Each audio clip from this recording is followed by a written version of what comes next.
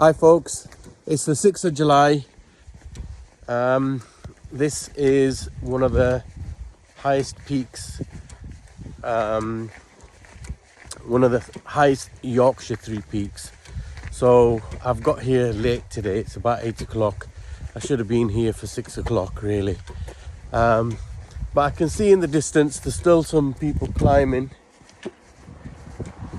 And it's nice weather. It's going to be cold up there, so I've got myself some layers in my bag, the backpack.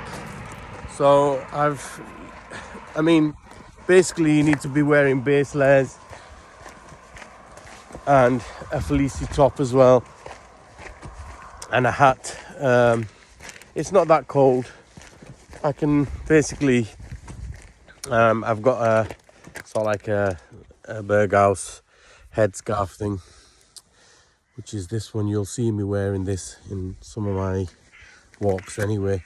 But yeah, so I'll just flip the camera around so you can see where I'm climbing today.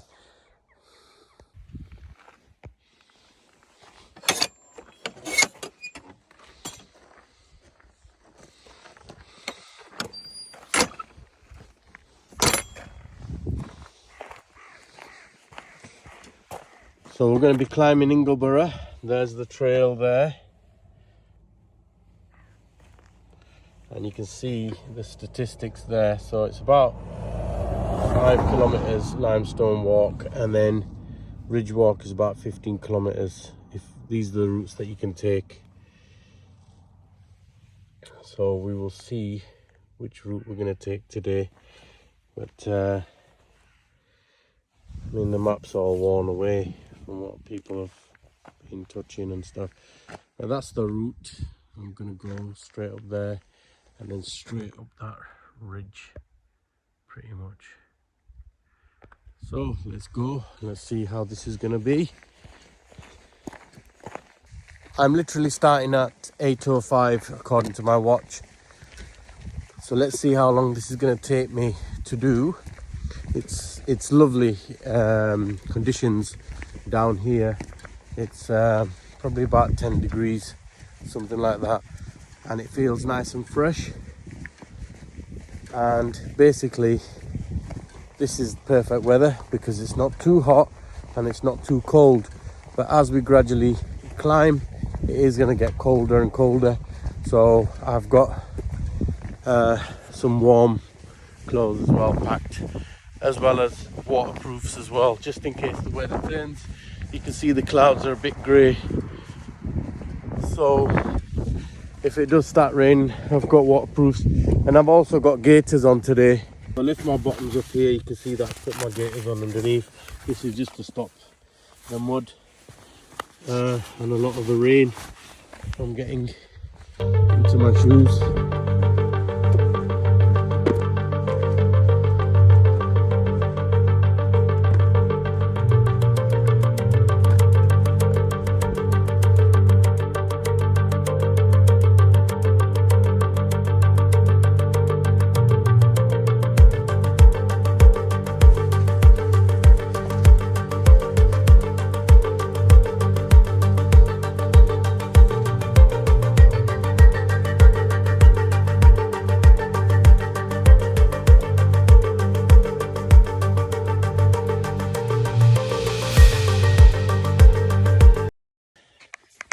So this is about the third gate that you'll come to, the small gate, and you'll see the sign saying Ridge Walk, blue, Limestone Walk. Limestone Walks. Okay, so I will show you the scenery around here. It's lovely. It's lovely weather. Let's hope it's the same at the top.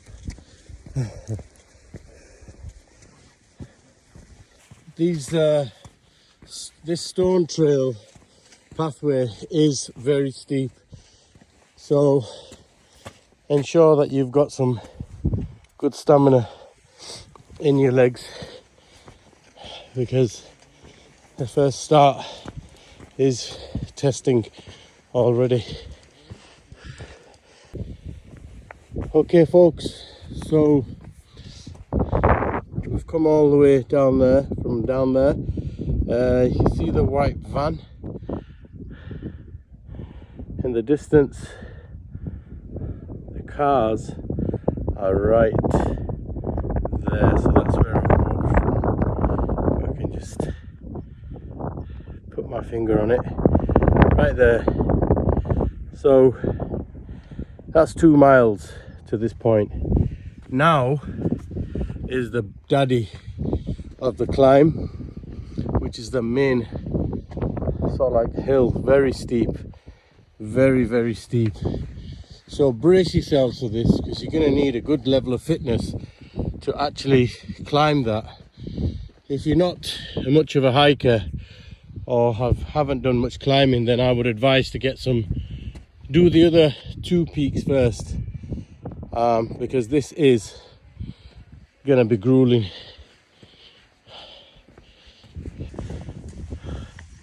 This one is going to be tough because I've not really climbed that acute side of a mountain, if you like. That is going to be steep. That's going literally like that. So you might not be able to see it so much on the camera, and obviously you'll be watching other YouTube videos or social media videos, and it doesn't really justify how steep this actually is. But yeah, you need a good level of fitness. You can see people are stopping for a rest to muster their energy to start that climb, because it's not something you want to be stopping on and sitting down. Doesn't look that safe. Okay, over and out. I'm halfway up this side of this mountain now, and it's getting very steep. As you can see, it's very rocky, so you need to make sure you've got some good footwear on with ankle support, because if you slip, you're going all the way down there. So you have to make sure, like these rocks can easily push you off balance. So there's certain parts to this climb where you will have to scramble up. I've not got no gloves on today, so like this now, it's getting very steep. So at some point I'll be literally holding on to these stones to maybe pull myself up.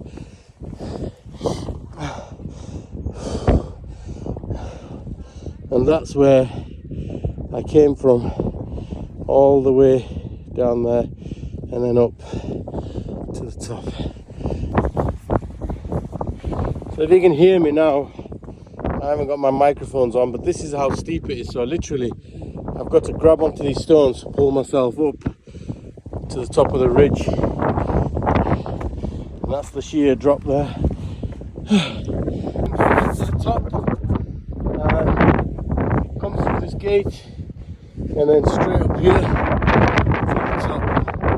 And look at that view. Absolutely amazing views.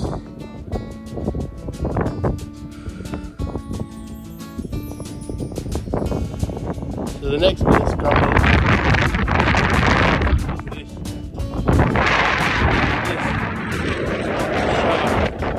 Don't go over that way because you won't be coming back up.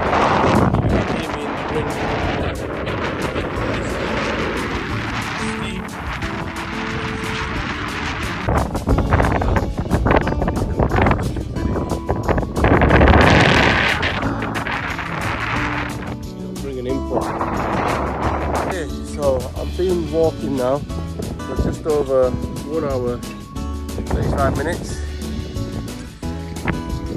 and I've made it to the top. There's the stones. Let's have a look. Some people have stopped. They're eating, and the weather, the sun's just decided to come out, and that's beautiful because it's got warm up here. Normally it's cold. So this is the stone to show that we're at the top.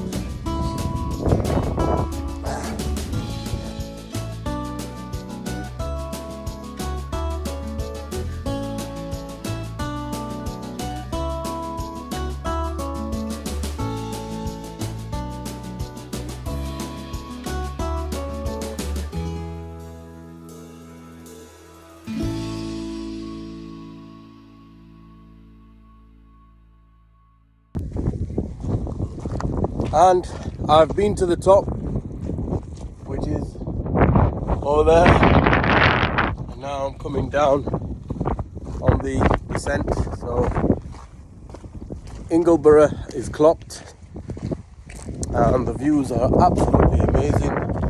It's well worth coming up in summer. But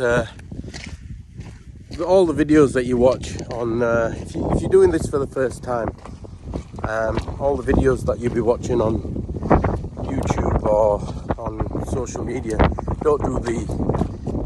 you still don't get the proper, obviously, the proper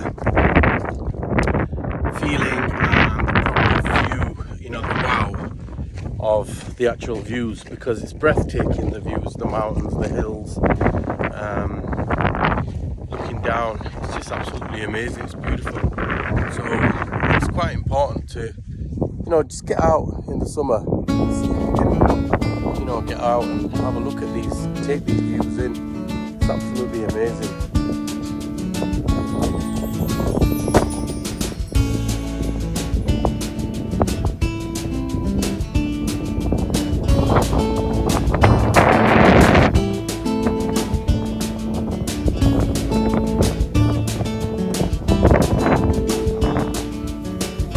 And this is the descent now, the easy bit going down, and then it's going to get really, really sharp.